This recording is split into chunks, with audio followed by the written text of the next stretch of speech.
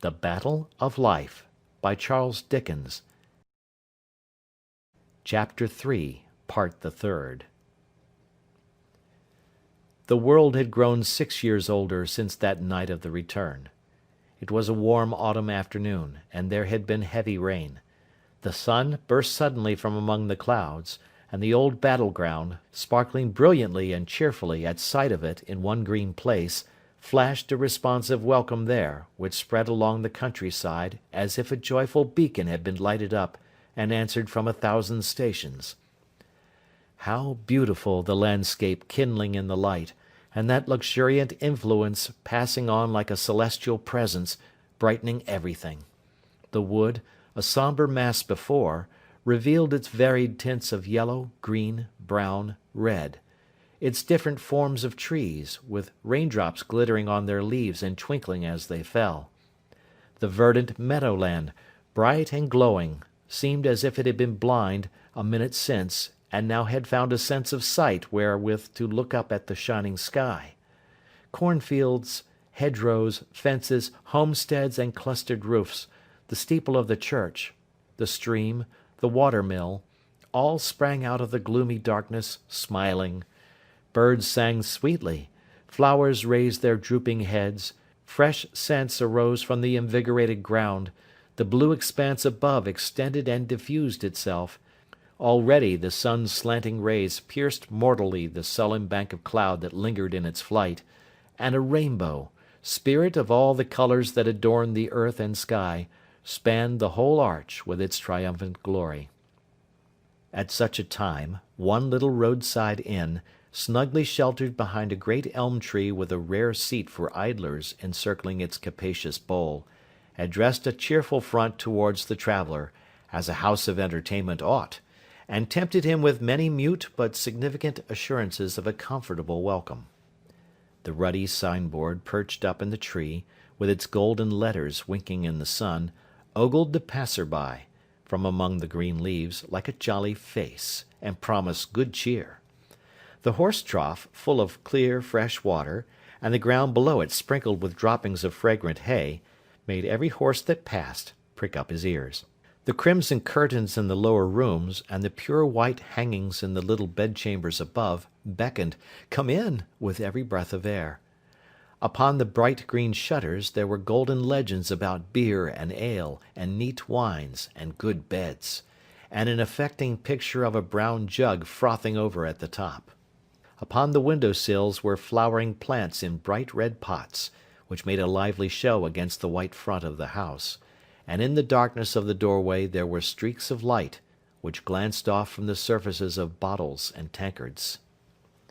On the doorstep appeared a proper figure of a landlord too, for, though he was a short man, he was round and broad, and stood with his hands in his pockets, and his legs just wide enough apart to express a mind at rest upon the subject of the cellar, and an easy confidence, too calm and virtuous to become a swagger, in the general resources of the inn. The superabundant moisture, trickling from everything after the late rain, set him off well. Nothing near him was thirsty. Certain top-heavy dahlias, looking over the palings of his neat, well-ordered garden, had swilled as much as they could carry, perhaps a trifle more, and may have been the worse for liquor, but the sweetbriar, roses, wallflowers, the plants at the windows, and the leaves on the old tree, were in the beaming state of moderate company that had taken no more than was wholesome for them, and had served to develop their best qualities. Sprinkling dewy drops about them on the ground, they seemed profuse of innocent and sparkling mirth, that did good where it lighted, softening neglected corners which the steady rain could seldom reach, and hurting nothing. This village inn had assumed, on being established, an uncommon sign. It was called the Nutmeg Grater, and underneath that household word was inscribed, up in the tree, on the same flaming board, and in the like golden characters, "By Benjamin Britten." At a second glance, and on a more minute examination of his face, you might have known that it was no other than Benjamin Britten himself who stood in the doorway, reasonably changed by time, but for the better, a very comfortable host indeed. "Mrs. B," said Mr. Britain, looking down the road, "is rather late. It's tea time." As there was no Mrs. Britain coming, he strolled leisurely out into the road and looked up at the house, very much to his satisfaction. "It's just the sort of house," said Benjamin, "I should wish to stop at, if I didn't keep it." Then he strolled towards the garden paling, and took a look at the dahlias. They looked over at him, with a helpless drowsy hanging of their heads, which bobbed again as the heavy drops of wet dripped off them. "You must be looked after," said Benjamin. "Memorandum, not to forget to tell her so. She's a long time coming." Mr. Britain's better half seemed to be by so very much his better half, that his own moiety of himself was utterly cast away and helpless without her. "She hadn't much to do, I think," said Ben. "There were a few little matters of business after market, but not many. Ah, here we are at last." A chaise cart, driven by a boy, came clattering along the road, and seated in it, in a chair, with a large well-saturated umbrella spread out to dry behind her, was the plump figure of a matronly woman, with her bare arms folded across a basket which she carried on her knee, several other baskets and parcels lying crowded around her, and a certain bright good nature in her face and contented awkwardness in her manner, as she jogged to and fro with the motion of her carriage, which smacked of old times, even in the distance. Upon her nearer approach, this relish of bygone days was not diminished, and when the cart stopped at the Nutmeg Grater door, a pair of shoes, alighting from it, slipped nimbly through Mr. Britain's open arms, and came down with a substantial weight upon the pathway, which shoes could hardly have belonged to any one but Clemency Newcome. In fact, they did belong to her, and she stood in them, and a rosy, comfortable-looking soul she was, with as much soap on her glossy face as in times of yore, but with whole elbows now, that had grown quite dimpled in her improved condition. "You're late, Clemmy," said Mr. Britain. "Why, you see, Ben, I've had a deal to do," she replied, looking busily after the safe removal into the house of all the packages and baskets. 8, 9, 10. Where's 11? Oh, my basket's 11. It's all right. Put the horse up, Harry, and if he coughs again, give him a warm mash tonight. 8, 9, 10. Why, where's 11? Oh, forgot. It's all right. How's the children, Ben? Hearty, Clemmy, hearty.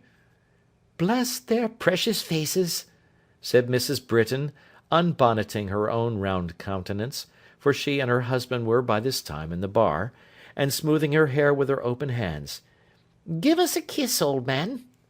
Mr. Britain promptly complied.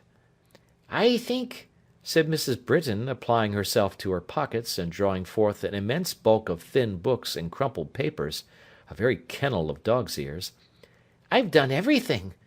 Bills all settled, turnips sold, brewer's account looked into and paid, 'bacco pipes ordered, £17.4 paid into the bank, Dr. Heathfield's charge for little Clem, you'll guess what that is. Dr. Heathfield won't take nothing again, Ben. I thought he wouldn't, returned Ben. No, he says whatever family you was to have, Ben, he'd never put you to the cost of a halfpenny, not if you was to have 20. Mr. Britain's face assumed a serious expression, and he looked hard at the wall. Ain't it kind of him? Said Clemency. Very, returned Mr. Britain. It's a sort of kindness that I wouldn't presume upon on any account.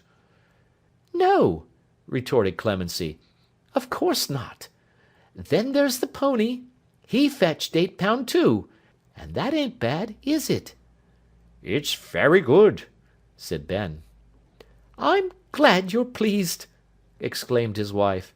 I thought you would be, and I think that's all, and so no more at present from yours, etc., C. Britain. Ha ha ha!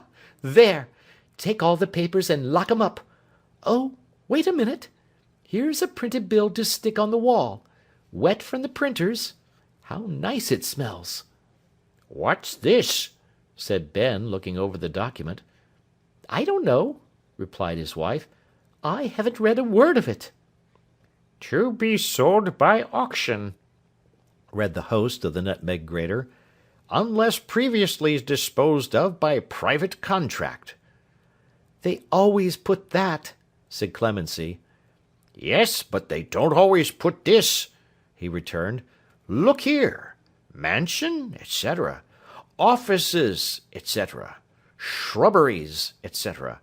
Ring fence, etc. Messrs. Snitchy and Craggs, etc. Ornamental portion of the unencumbered freehold property of Michael Warden, Esquire, intending to continue to reside abroad. Intending to continue to reside abroad, repeated Clemency. Here it is, said Britain. Look. And it was only this very day that I heard it whispered at the old house that better and plainer news had been half promised of her soon, said Clemency, shaking her head sorrowfully, and patting her elbows, as if the recollection of old times unconsciously awakened her old habits. Dear, dear, dear, there'll be heavy hearts, Ben, yonder. Mr. Britain heaved a sigh, and shook his head, and said he couldn't make it out. He had left off trying long ago. With that remark he applied himself to putting up the bill just inside the bar window. Clemency, after meditating in silence for a few moments, roused herself, cleared her thoughtful brow, and bustled off to look after the children. Though the host of the Nutmeg Grater had a lively regard for his good wife, it was of the old patronizing kind, and she amused him mightily. Nothing would have astonished him so much as to have known for certain from any third party that it was she who managed the whole house, and made him, by her plain, straightforward thrift, good humour, honesty, and industry, a thriving man. So easy it is, in any degree of life, as the world very often finds it, to take those cheerful natures that never assert their merit at their own modest valuation, and to conceive a flippant liking of people for their outward oddities and eccentricities, whose innate worth, if we would look so far, might make us blush in the comparison. It was comfortable to Mr. Britain to think of his own condescension in having married Clemency. She was a perpetual testimony to him of the goodness of his heart, and the kindness of his disposition, and he felt that her being an excellent wife was an illustration of the old precept that virtue is its own reward. He had finished wafering up the bill, and had locked the vouchers for her day's proceedings in the cupboard, chuckling all the time over her capacity for business, when, returning with the news that the two Master Britons were playing in the coach-house under the superintendence of one Betsy, and that little Clem was sleeping like a picture, she sat down to tea, which had awaited her arrival, on a little table. It was a very neat little bar, with the usual display of bottles and glasses, a sedate clock, right to the minute (it was 5:30), everything in its place, and everything furbished and polished up to the very utmost. It's the first time I've sat down quietly to-day, I declare, said Mrs. Britain, taking a long breath, as if she had sat down for the night, but getting up again immediately to hand her husband his tea, and cut him his bread and butter. How that bill does set me thinking of old times. Ah, said Mr. Britain, handling his saucer like an oyster, and disposing of its contents on the same principle. That same Mr. Michael Warden, said Clemency, shaking her head at the notice of sale, lost me my old place. And got you your husband, said Mr. Britain. Well, so he did, retorted Clemency, and many thanks to him. Man's the creature of habit, said Mr. Britain, surveying her over his saucer. I had somehow got used to you, Clem, and I found I shouldn't be able to get on without you. So we went and got made man and wife. Ha ha ha! We! Who'd have thought it? Who indeed? Cried Clemency. It was very good of you, Ben. No, no, no, replied Mr. Britain with an air of self-denial. Nothing worth mentioning. Oh, yes, it was, Ben, said his wife with great simplicity. I'm sure I think so, and am very much obliged to you. Ah, looking again at the bill, when she was known to be gone and out of reach, dear girl, I couldn't help telling, for her sake quite as much as theirs, what I knew, could I? You told it anyhow, observed her husband. And Dr. Jeddler, pursued Clemency, putting down her teacup, and looking thoughtfully at the bill, in his grief and passion turned me out of house and home. I never have been so glad of anything in all my life as that I didn't say an angry word to him, and hadn't any angry feeling towards him even then, for he repented that truly afterwards. How often he has sat in this room and told me over and over again he was sorry for it. The last time only yesterday, when you were out.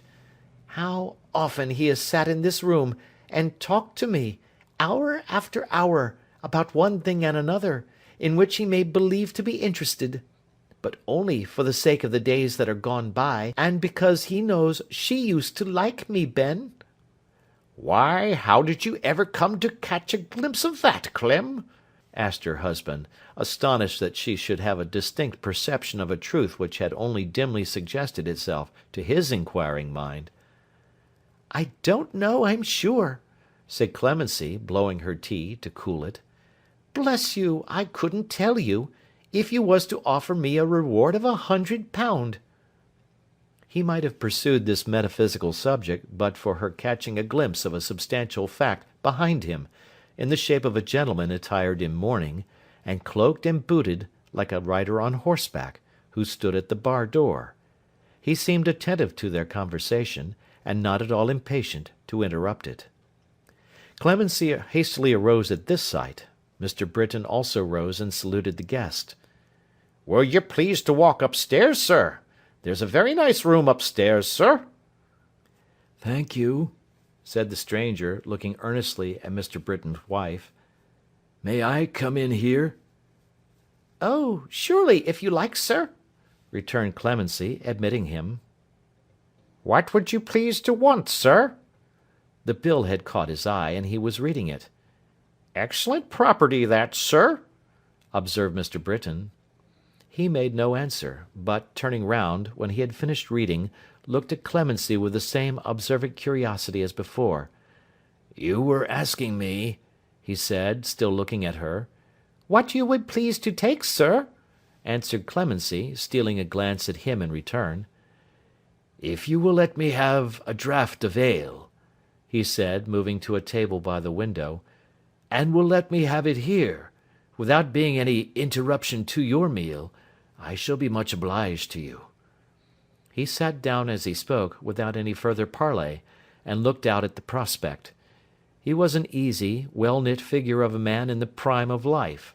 His face, much browned by the sun, was shaded by a quantity of dark hair, and he wore a moustache.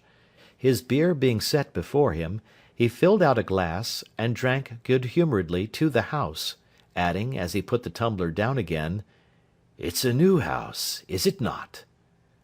Not particularly new, sir, replied Mr. Britain. Between 5 and 6 years old, said Clemency, speaking very distinctly. I think I heard you mention Dr. Jeddler's name as I came in, inquired the stranger. That bill reminds me of him, for I happen to know something of that story by hearsay, and through certain connections of mine. Is the old man living? Yes, he's living, sir, said Clemency. Much changed? Since when, sir? returned Clemency, with remarkable emphasis and expression. Since his daughter went away. Yes, he's greatly changed since then, said Clemency. He's grey and old, and hasn't the same way with him at all, but I think he's happy now. He has taken on with his sister since then, and goes to see her very often. That did him good directly. At first, he was sadly broken down, and it was enough to make one's heart bleed to see him wandering about, railing at the world.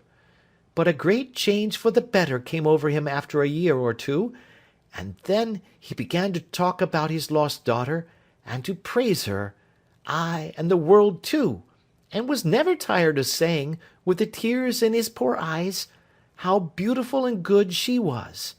He had forgiven her then. That was about the same time as Miss Grace's marriage. Britain, you remember?" Mr. Britain remembered very well. "The sister is married, then?" returned the stranger. He paused for some time before he asked, "To whom?"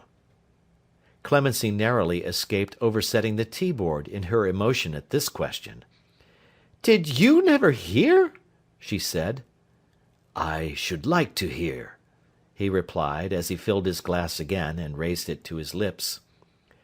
"Ah, it would be a long story if it was properly told," said Clemency, resting her chin on the palm of her left hand, and supporting that elbow on her right hand as she shook her head, and looked back through the intervening years as if she were looking at a fire. "It would be a long story, I'm sure." "But told as a short one," suggested the stranger. "Told as a short one," repeated Clemency in the same thoughtful tone, and without any apparent reference to him, or consciousness of having auditors. "What would there be to tell? That they grieved together, and remembered her together, like a person dead? That they were so tender of her, never would reproach her, called her back to one another as she used to be, and found excuses for her? Every one knows that. I'm sure I do. No one better," added Clemency, wiping her eyes with her hand. "And so?" suggested the stranger. "And so," said Clemency, taking him up mechanically, and without any change in her attitude or manner, "they at last were married. They were married on her birthday. It comes round again to-morrow. Very quiet, very humble like, but very happy. Mr. Alfred said, one night when they were walking in the orchard, 'Grace, shall our wedding day be Marion's birthday?' And it was." "And they have lived happily together?" said the stranger. "Ay," said Clemency, "no two people ever more so. They have had no sorrow but this." She raised her head as with a sudden attention to the circumstances under which she was recalling these events, and looked quickly at the stranger. Seeing that his face was turned towards the window, and that he seemed intent upon the prospect, she made some eager signs to her husband, and pointed to the bill, and moved her mouth as if she were repeating with great energy one word or phrase to him over and over again. As she uttered no sound, and as her dumb motions, like most of her gestures, were of a very extraordinary kind, this unintelligible conduct reduced Mr. Britain to the confines of despair. He stared at the table, at the stranger, at the spoons, at his wife, followed her pantomime with looks of deep amazement and perplexity, asked in the same language, was it property in danger, was it he in danger, was it she, answered her signals with other signals expressive of the deepest distress and confusion, followed the motions of her lips, guessed half aloud milk and water, monthly warning, mice and walnuts, and couldn't approach her meaning. Clemency gave it up at last, as a hopeless attempt, and moving her chair by very slow degrees a little nearer to the stranger, sat with her eyes apparently cast down, but glancing sharply at him now and then, waiting until he should ask some other question. She had not to wait long, for he said presently, "And what is the after history of the young lady who went away? They know it, I suppose?" Clemency shook her head. "I've heard," she said, "that Dr. Jeddler is thought to know more of it than he tells. Miss Grace has had letters from her sister, saying that she was well and happy, and made much happier by her being married to Mr. Alfred, and has written letters back. But there's a mystery about her life and fortunes altogether, which nothing has cleared up to this hour, and which—" She faltered here, and stopped. "And which?" repeated the stranger. "Which only one other person, I believe, could explain," said Clemency, drawing her breath quickly. "Who may that be?" asked the stranger. "Mr. Michael Warden," answered Clemency, almost in a shriek, at once conveying to her husband what she would have had him understand before, and letting Michael Warden know that he was recognised. "You remember me, sir?" said Clemency, trembling with emotion. "I saw just now you did. You remember me? That night in the garden. I was with her." "Yes, you were," he said. "Yes, sir," returned Clemency.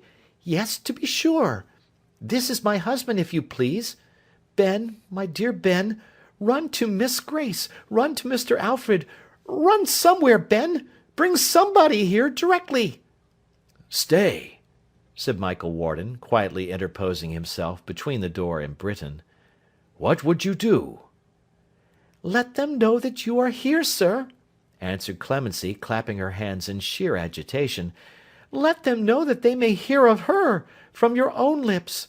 Let them know that she is not quite lost to them, but that she will come home again yet, to bless her father and her loving sister, even her old servant, even me," she struck herself upon the breast with both hands, "with a sight of her sweet face. Run, Ben, run!" And still she pressed him on towards the door, and still Mr. Warden stood before it, with his hands stretched out, not angrily, but sorrowfully. "Or perhaps," said Clemency, running past her husband, and catching in her emotion at Mr. Warden's cloak, "perhaps she's here now. Perhaps she's close by. I think from your manner she is. Let me see her, sir, if you please. I waited on her when she was a little child. I saw her grow to be the pride of all this place. I knew her when she was Mr. Alfred's promised wife. I tried to warn her when you tempted her away. I know what her old home was when she was like the soul of it, and how it changed when she was gone and lost. Let me speak to her, if you please." He gazed at her with compassion, not unmixed with wonder, but he made no gesture of assent. "I don't think she can know," pursued Clemency, "how truly they forgive her, how they love her, what joy it would be to them to see her once more. She may be timorous of going home. Perhaps, if she sees me, it may give her new heart. Only tell me truly, Mr. Warden, is she with you?" "She is not," he answered, shaking his head.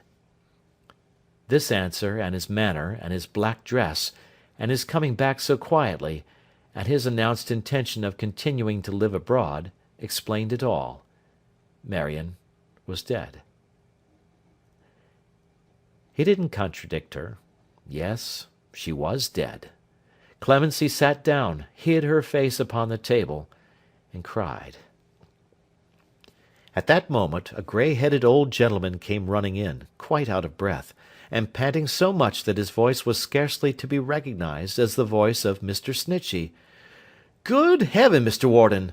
said the lawyer, taking him aside. "What wind has blown—" He was so blown himself that he couldn't get on any further until after a pause, when he added feebly, "You here?" "An ill wind, I'm afraid," he answered.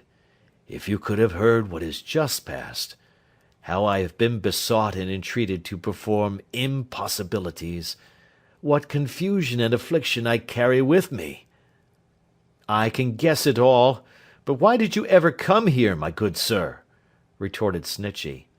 "Come! How should I know who kept the house? When I sent my servant on to you, I strolled in here because the place was new to me, and I had a natural curiosity in everything new and old in these old scenes, and it was outside the town. I wanted to communicate with you first, before appearing there. I wanted to know what people would say to me. I see, by your manner, that you can tell me. If it were not for your confounded caution, I should have been possessed of everything long ago." "Our caution," returned the lawyer, "speaking for self and Craggs, deceased." Here Mr. Snitchey, glancing at his hat-band, shook his head. How can you reasonably blame us, Mr. Warden? It was understood between us that the subject was never to be renewed, and that it wasn't a subject on which grave and sober men like us, I made a note of your observations at the time, could interfere. Our caution, too. When Mr. Craggs, sir, went down to his respected grave in the full belief—" "I had given a solemn promise of silence until I should return, whenever that might be," interrupted Mr. Warden, "and I have kept it." "Well, sir, and I repeat it," returned Mr. Snitchey, "we were bound to silence too. We were bound to silence in our duty towards ourselves, and in our duty towards a variety of clients, you among them, who were as close as wax. It was not our place to make inquiries of you on such a delicate subject. I had my suspicions, sir, but it is not 6 months since I have known the truth, and been assured that you lost her." "By whom?" inquired his client. "By Dr. Jeddler himself, sir, who at last reposed that confidence in me voluntarily. He, and only he, has known the whole truth, years and years." "And you know it?" said his client. "I do, sir," replied Snitchey, "and I have also reason to know that it will be broken to her sister to-morrow evening. They have given her that promise. In the meantime, perhaps you'll give me the honour of your company at my house, being unexpected at your own. But, not to run the chance of any more such difficulties as you have had here, in case you should be recognised, though you're a good deal changed, I think I might have passed you myself, Mr. Warden. We had better dine here, and walk on in the evening. It's a very good place to dine at, Mr. Warden. Your own property, by the by. Self and Craggs, deceased, took a chop here sometimes, and had it very comfortably served. Mr. Craggs, sir," said Snitchey, shutting his eyes tight for an instant, and opening them again, "was struck off the roll of life too soon." "Heaven forgive me for not condoling with you," returned Michael Warden, passing his hand across his forehead, "but I'm like a man in a dream at present. I seem to want my wits. Mr. Craggs. Yes. I am very sorry we have lost Mr. Craggs." But he looked at Clemency as he said it, and seemed to sympathise with Ben, consoling her. "Mr. Craggs, sir," observed Snitchey, "didn't find life, I regret to say, as easy to have and to hold as his theory made it out, or he would have been among us now. It's a great loss to me. He was my right arm, my right leg, my right ear, my right eye, was Mr. Craggs. I am paralytic without him. He bequeathed his share of the business to Mrs. Craggs, her executors, administrators, and assigns. His name remains in the firm to this hour. I try, in a childish sort of a way, to make believe sometimes he's alive. You may observe that I speak for Self and Craggs. Deceased, sir, deceased," said the tender-hearted attorney, waving his pocket-handkerchief. Michael Warden, who had still been observant of Clemency, turned to Mr. Snitchey when he ceased to speak, and whispered in his ear. "Ah, poor thing," said Snitchey, shaking his head. "Yes, she was always very faithful to Marion. She was always very fond of her. Pretty Marion. Poor Marion. Cheer up, mistress. You are married now, you know, Clemency." Clemency only sighed and shook her head. "Well, well, wait till tomorrow," said the lawyer, kindly. "Tomorrow can't bring back the dead to life, mister," said Clemency, sobbing. "No, it can't do that, or it would bring back Mr. Craggs, deceased," returned the lawyer. "But it may bring some soothing circumstances. It may bring some comfort. Wait till tomorrow." So Clemency, shaking his proffered hand, said she would, and Britain, who had been terribly cast down at sight of his despondent wife, which was like the business hanging its head, said that was right, and Mr. Snitchey and Michael Warden went upstairs, and there they were soon engaged in a conversation so cautiously conducted, that no murmur of it was audible above the clatter of plates and dishes, the hissing of the frying-pan, the bubbling of saucepans, the low monotonous waltzing of the jack, with a dreadful click every now and then as if it had met with some mortal accident to its head, in a fit of giddiness, and all the other preparations in the kitchen for their dinner.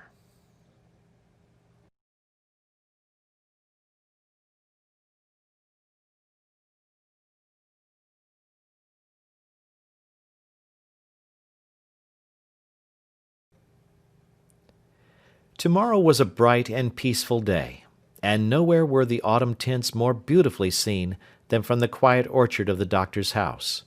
The snows of many winter nights had melted from that ground, the withered leaves of many summer times had rustled there, since she had fled. The honeysuckle porch was green again, the trees cast bountiful and changing shadows on the grass, the landscape was as tranquil and serene as it had ever been, but where was she? Not there. Not there. She would have been a stranger sight in her old home now, even that home had been at first without her.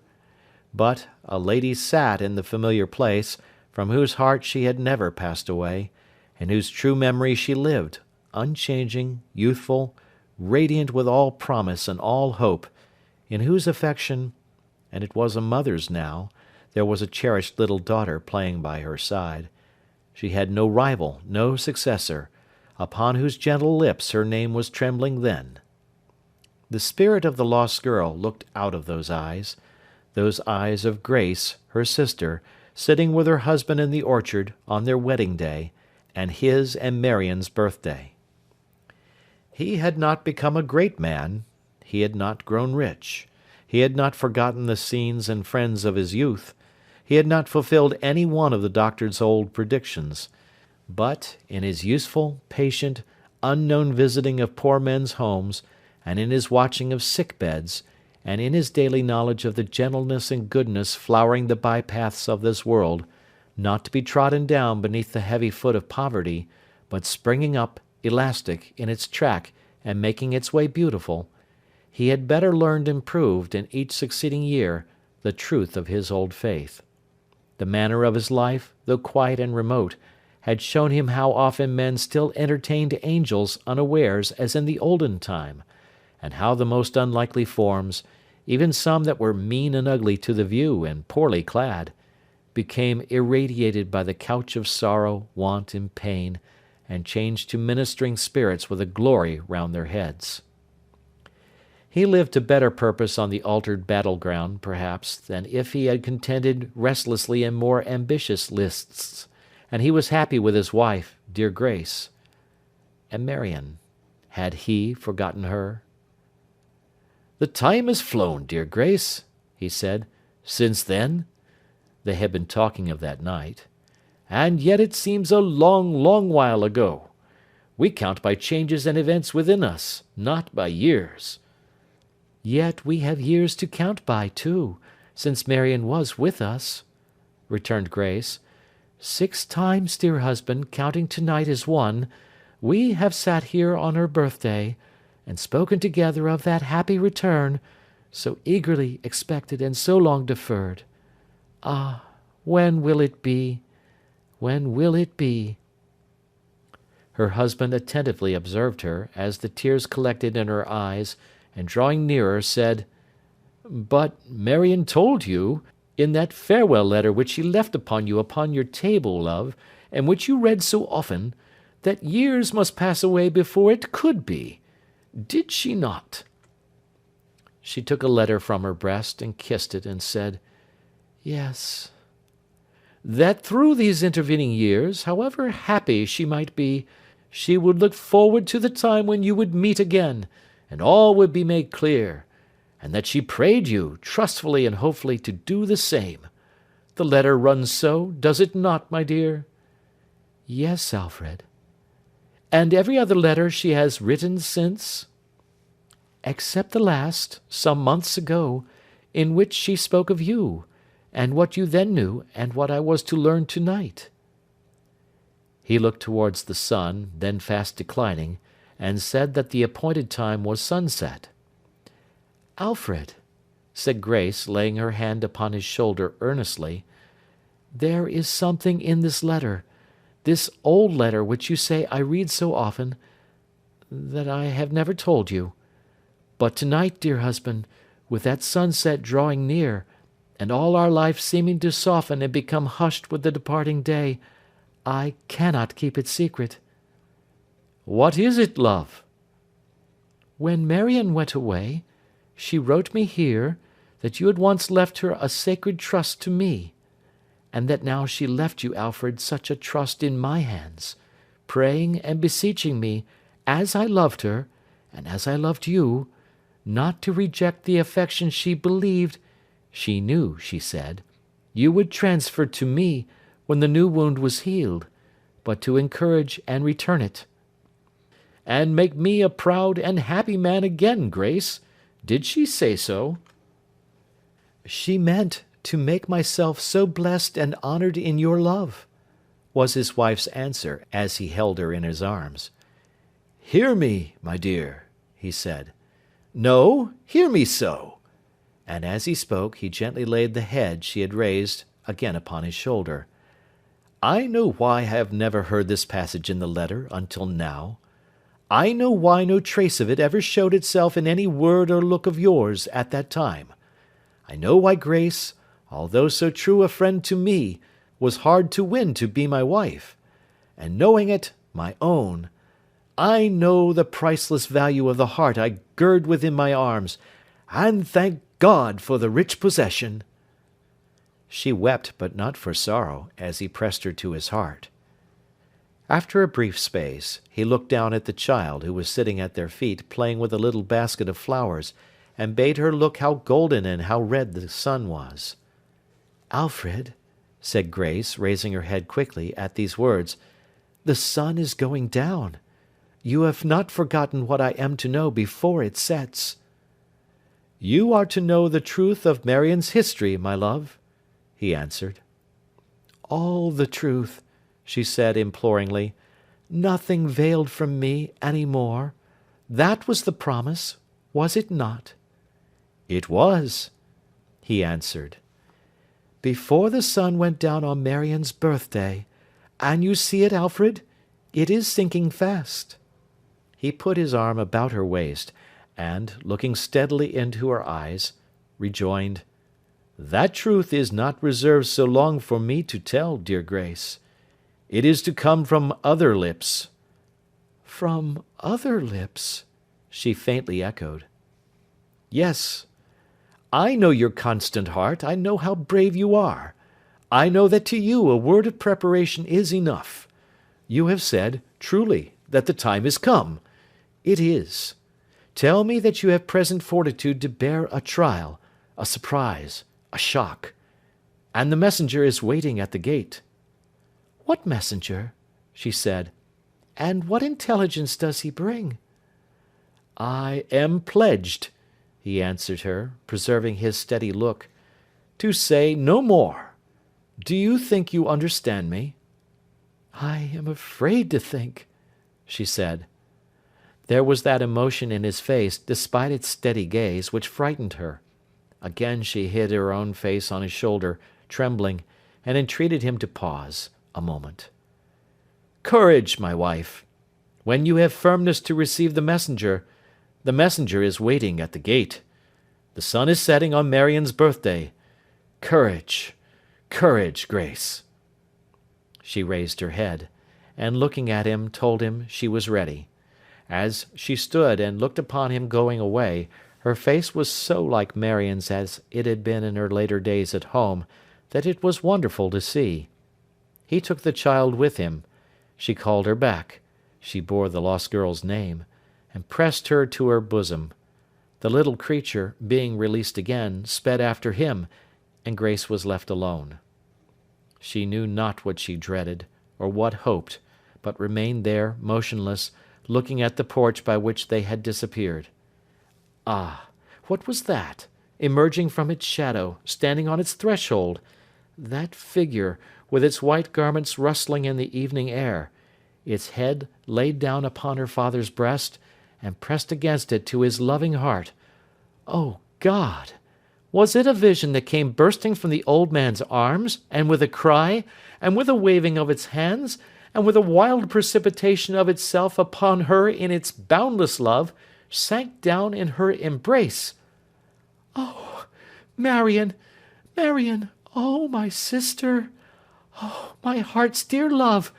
Oh, joy and happiness unutterable, so to meet again!" It was no dream, no phantom conjured up by hope and fear, but Marion, sweet Marion, so beautiful, so happy, so unalloyed by care and trial, so elevated and exalted in her loveliness, that as the setting sun shone brightly on her upturned face, she might have been a spirit visiting the earth upon some healing mission. Clinging to her sister, who had dropped upon a seat and bent down over her, and smiling through her tears, and kneeling close before her, with both arms twining round her, and never turning for an instant from her face, and with the glory of the setting sun upon her brow, and with the soft tranquillity of evening gathering round them, Marion at length broke silence, her voice so calm, low, clear, and pleasant, well tuned to the time. "When this was my dear home, Grace, as it will be now again. Stay, my sweet love, a moment. O Marion, to hear you speak again." She could not bear the voice she loved so well at first. "When this was my dear home, Grace, as it will be now again, I loved him from my soul. I loved him most devotedly. I would have died for him, though I was so young. I never slighted his affection in my secret breast for one brief instant. It was far beyond all price to me. Although it is so long ago, and past and gone, and everything is wholly changed, I could not bear to think that you, who love so well, should think I did not truly love him once. I never loved him better, Grace, than when he left this very scene upon this very day. I never loved him better, dear one, than I did that night when I left here." Her sister, bending over her, could look into her face, and hold her fast. "But he had gained, unconsciously," said Marion, with a gentle smile, "another heart, before I knew that I had one to give him. That heart, yours, my sister, was so yielded up in all its other tenderness to me, was so devoted, and so noble, that it plucked its love away and kept its secret from all eyes but mine. Ah! What other eyes were quickened by such tenderness and gratitude, and was content to sacrifice itself to me? But I knew something of its depths. I knew the struggle it had made. I knew its high, inestimable worth to him, and his appreciation of it, let him love me as he would. I knew the debt I owed it. I had its great example every day before me. What you had done for me, I knew that I could do, Grace, if I would, for you. I never laid my head down on my pillow, but I prayed with tears to do it. I never laid my head down on my pillow, but I thought of Alfred's own words on the day of his departure, and how truly he had said, for I knew that, knowing you, that there were victories gained every day in struggling hearts, to which these fields of battle were nothing. Thinking more and more upon the great endurance cheerfully sustained, and never known or cared for, that there must be, every day and hour, in that great strife of which he spoke, my trial seemed to grow light and easy, and he, who knows our hearts, my dearest, at this moment, and who knows that there is no drop of bitterness or grief, of anything but unmixed happiness, in mine, enabled me to make the resolution that I never would be Alfred's wife, that he should be my brother, and your husband, if the course I took could bring that happy end to pass, and that I never would, Grace, I then loved him dearly, dearly, be his wife. Oh, Marion! Oh, Marion! I had tried to seem indifferent to him, and she pressed her sister's face against her own, But that was hard, and you were always his true advocate. I had tried to tell you of my resolution, but you would never hear me. You would never understand me. The time was drawing near for his return. I felt that I must act, before the daily intercourse between us was renewed. I knew that one great pang, undergone at that time, would save a lengthened agony to all of us. I knew that if I went away then, that end must follow which has followed, and which has made us both so happy, Grace. I wrote to good Aunt Martha for a refuge in her house. I did not then tell her all, but something of my story, and she freely promised it.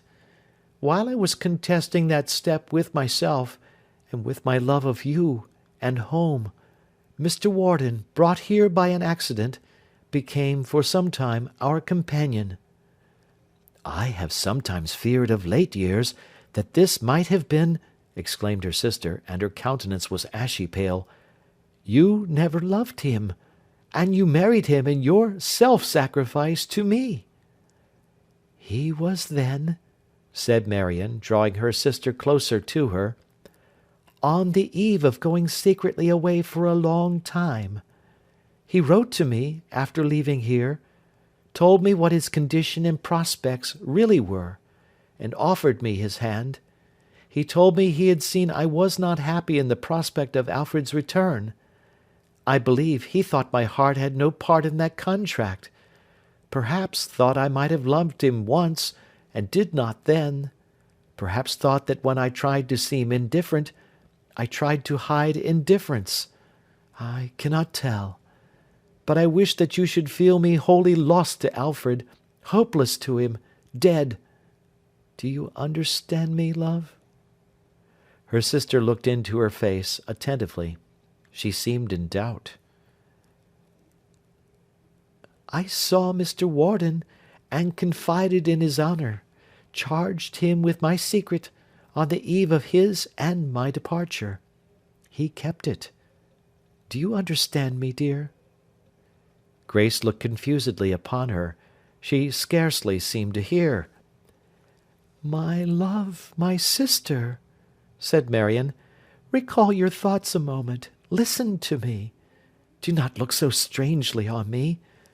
There are countries, dearest, where those who would abjure a misplaced passion, or would strive against some cherished feeling of their hearts and conquer it, retire into a hopeless solitude, and close the world against themselves and worldly loves and hopes for ever.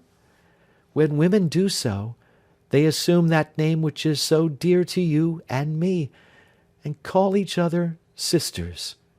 But there may be sisters, Grace, who in the broad world out of doors, and underneath its free sky, and in its crowded places, and among its busy life, and trying to assist and cheer it, and to do some good, learn the same lesson, and who, with hearts still fresh and young, and open to all happiness and means of happiness, can say the battle is long past, the victory long won.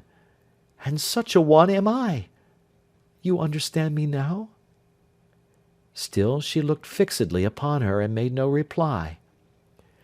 Oh, Grace, dear Grace, said Marion, clinging yet more tenderly and fondly to that breast from which she had been so long exiled, if you were not a happy wife and mother, if I had no little namesake here, if Alfred, my kind brother, were not your own fond husband, from whence could I derive the ecstasy I feel to-night?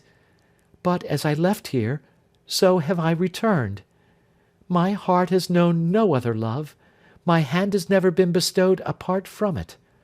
I am still your maiden sister, unmarried, unbetrothed, your own loving old Marion, in whose affection you exist alone and have no partner, Grace. She understood her now. Her face relaxed, sobs came to her relief, and falling on her neck, she wept, and fondled her as if she were a child again. When they were more composed, they found that the doctor and his sister, good Aunt Martha, were standing near at hand with Alfred. This is a weary day for me," said good Aunt Martha, smiling through her tears as she embraced her nieces, "for I lose my dear companion in making you all happy. And what can you give me in return for my Marion?" "A converted brother," said the doctor. "That's something, to be sure," retorted Aunt Martha, "in such a farce as—" "No, pray don't," said the doctor penitently. "Well, I won't," replied Aunt Martha, "but I consider myself ill-used. I don't know what's to become of me without my Marion, after we have lived together half a dozen years." "You must come and live here, I suppose," replied the doctor. "We shan't quarrel now, Martha." "Or you must get married, aunt," said Alfred. "Indeed," returned the old lady, "I think it might be a good speculation if I were to set my cap at Michael Warden, who, I hear, is come home much the better for his absence, in all respects. But as I knew him when he was a boy, and I was not a very young woman then, perhaps he mightn't respond. So I'll make up my mind to go and live with Marion, when she marries, and until then, it will not be very long, I dare say, to live alone. What do you say, brother?" "I've a great mind to say it's a ridiculous world altogether, and there's nothing serious in it," observed the poor old doctor. "You might take 20 affidavits of it if you chose, Anthony," said his sister, "but nobody would believe you with such eyes as those." "It's a world full of hearts," said the doctor, hugging his youngest daughter, and bending across her to hug Grace, for he couldn't separate the sisters. "And a serious world, with all its folly, even with mine, which was enough to have swamped the whole globe. And it is a world on which the sun never rises, but it looks upon 1,000 bloodless battles that are some set off against the miseries and wickedness of battle-fields. And it is a world we need be careful how we libel, heaven forgive us, for it is a world of sacred mysteries, and its creator only knows what lies beneath the surface of his lightest image." "You would not be the better pleased with my rude pen, if it dissected and laid open to your view the transports of this family, long severed and now reunited. Therefore, I will not follow the poor doctor through his humbled recollection of the sorrow he had had when Marion was lost to him, nor will I tell how serious he had found that world to be, in which some love, deep anchored, is the portion of all human creatures, nor how such a trifle as the absence of one little unit in the great absurd account had stricken him to the ground, nor how, in compassion for his distress, his sister had, long ago, revealed the truth to him by slow degrees, and brought him to the knowledge of the heart of his self-banished daughter, and to that daughter's side. Nor how Alfred Heathfield had been told the truth too in the course of that then current year, and Marion had seen him, and had promised him, as her brother, that on her birthday, in the evening, Grace should know it from her lips at last. "I beg your pardon, doctor," said Mr. Snitchey, looking into the orchard, "but have I the liberty to come in?" Without waiting for permission, he came straight to Marion, and kissed her hand quite joyfully. "If Mr. Craggs had been alive, my dear Miss Marion," said Mr. Snitchey, "he would have had great interest in this occasion. It might have suggested to him, Mr. Alfred, that our life is not too easy perhaps, that, taken altogether, it will bear any little smoothing we can give it. But Mr. Craggs was a man who could endure to be convinced, sir. He was always open to conviction. If he were open to conviction now—this is weakness, Mrs. Snitchey, my dear." At his summons that lady appeared from behind the door. "You are among old friends." Mrs. Snitchey, having delivered her congratulations, took her husband aside. "One moment, Mr. Snitchey," said that lady. "It is not in my nature to rake up the ashes of the departed." "No, my dear," returned her husband. "Mr. Craggs is—" "Yes, my dear, he is deceased," said Snitchey. "But I ask you if you recollect—" pursued his wife. "That evening of the ball? I only ask you that. If you do, and if your memory has not entirely failed you, Mr. Snitchey, and if you are not absolutely in your dotage, I ask you to connect this time with that, to remember how I begged and prayed you on my knees." "Upon your knees, my dear?" said Mr. Snitchey. "Yes," said Mrs. Snitchey, confidently, "and you know it, to beware of that man, to observe his eye, and now to tell me whether I was right, and whether at that moment he knew secrets which he didn't choose to tell." "Mrs. Snitchey," returned her husband in her ear, "madam, did you ever observe anything in my eye?" "No," said Mrs. Snitchey, sharply, "don't flatter yourself." "Because, madam, that night," he continued, twitching her by the sleeve, "it happens that we both knew secrets which we didn't choose to tell, and both knew just the same professionally. And so the less you say about such things the better, Mrs. Snitchey, and take this as a warning to have wiser and more charitable eyes another time. Miss Marion, I brought a friend of yours along with me. Here, mistress." Poor Clemency, with her apron to her eyes, came slowly in, escorted by her husband, the latter doleful with the presentiment that if she abandoned herself to grief, the Nutmeg Grater was done for.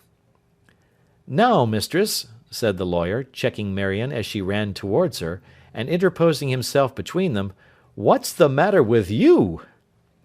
"The matter!" cried poor Clemency, when, looking up in wonder and in indignant remonstrance, and in the added emotion of a great roar from Mr. Britain, and seeing that sweet face so well remembered close before her, she stared, sobbed, laughed, cried, screamed, embraced her, held her fast, released her, fell on Mr. Snitchey and embraced him, much to Mrs. Snitchey's indignation, fell on the doctor and embraced him, fell on Mr. Britain and embraced him, and concluding by embracing herself, throwing her apron over her head and going into hysterics behind it. A stranger had come into the orchard after Mr. Snitchey, and had remained apart, near the gate, without being observed by any of the group, for they had little spare attention to bestow, and that had been monopolized by the ecstasies of Clemency. He did not appear to wish to be observed, but stood alone, with downcast eyes, and there was an air of dejection about him, though he was a gentleman of a gallant appearance, which the general happiness rendered more remarkable. None but the quick eyes of Aunt Martha, however, remarked him at all, but, almost as soon as she espied him, she was in conversation with him. Presently, going to where Marion stood with Grace and her little namesake, she whispered something in Marion's ear, at which she started, and appeared surprised, but soon recovering from her confusion, she timidly approached the stranger, in Aunt Martha's company, and engaged in conversation with him too. "Mr. Britain," said the lawyer, putting his hand in his pocket, and bringing out a legal-looking document, while this was going on, "I congratulate you. You are now the whole and sole proprietor of that freehold tenement, at present occupied and held by yourself as a licensed tavern, or house of public entertainment, and commonly called or known by the sign of the Nutmeg Grater. Your wife lost one house, through my client Mr. Michael Warden, and now gains another. I shall have the pleasure of canvassing you for the county one of these fine mornings." "Would it make any difference in the vote if the sign was altered, sir?" asked Britain. "Not in the least," replied the lawyer. "Then," said Mr. Britain, handing him back the conveyance, "just clap in the words, 'and thimble,' would you be so good, and I'll have the two mottos painted up in the parlour instead of my wife's portrait." "And let me," said a voice behind them, it was the stranger's, Michael Warden's, "let me claim the benefit of those inscriptions. Mr. Heathfield and Dr. Jeddler, I might have deeply wronged you both. That I did not is no virtue of my own. I will not say that I am 6 years wiser than I was, or better, but I have known, at any rate, that term of self-reproach. I can urge no reason why you should deal gently with me. I abused the hospitality of this house, and learnt by my own demerits, with a shame I never have forgotten, yet with some profit too, I would fain hope, from one," he glanced at Marion, "to whom I made my humble supplication for forgiveness, when I knew her merit, and my deep unworthiness. In a few days I shall quit this place for ever. I entreat your pardon. Do as you would be done by. Forget and forgive." Time, from whom I had the latter portion of this story, and with whom I have the pleasure of a personal acquaintance of some 35 years' duration, informed me, leaning easily upon his scythe, that Michael Warden never went away again, and never sold his house, but opened it afresh, maintained a golden means of hospitality, and had a wife, the pride and honour of that countryside, whose name was Marion. But, as I have observed that time confuses facts occasionally, I hardly know what weight to give to his authority. The Battle of Life. Thank you for listening.